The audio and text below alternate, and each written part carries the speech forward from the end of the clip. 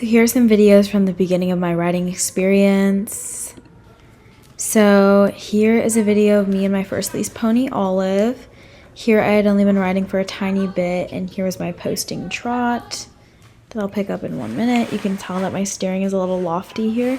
She's off the rail, and my position is kind of all over the place. So at that time, I had just learned how to do the posting trot on her because I had just gotten her and she was more bumpy than I was used to. You can see here that she was drifting off of the rail a little because of the steering, and she was more complicated than the other horses that I had ridden at the time, as she was kind of a grumpy older mare. So you can see here that my steering is very with my arms, and I'm kind of flapping everywhere. My posting's not as controlled. So that's what a beginner kind of rider looks like. Right now you have to steer with your inside leg and your outside rein and not like pull it in that manner, like in that direction. You have to kind of pull back, directly back, bending your elbow. But I didn't know that at the time, and this was pretty good for my beginning. So you can also see here I'm having some trouble keeping my legs straight and body composure. So yeah, my steering's not fully working because you can see here I'm sending different signals. That's what it looks like when you start to begin. So, and here is me trotting better than I was before, a lot better. This was me like a few weeks after with my sister. My sister's the one on the white horse, and as you can see, my equitation is so much better, and so is my pacing and the post and the rhythm. We look much more like gathered. She has her head, we're not fighting, and our steering is so much better. So that is an example of how much like practice on a different horse gives a lot of progress.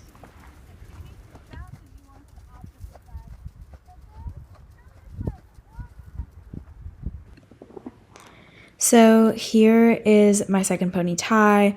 On my first horse show, he lay down in the mud before my show, which was crazy. And here are the photos of me and my sister in our attire. Here is me watching my sister on our first horse show, and here is me on Ty, my second pony, winning second place. And so this is me cantering around on my first horse ever. His name was Epic. And as you can see, my posture, control, and seat here have become much better. This is the horse that I moved up to after Ty, and here's my progression.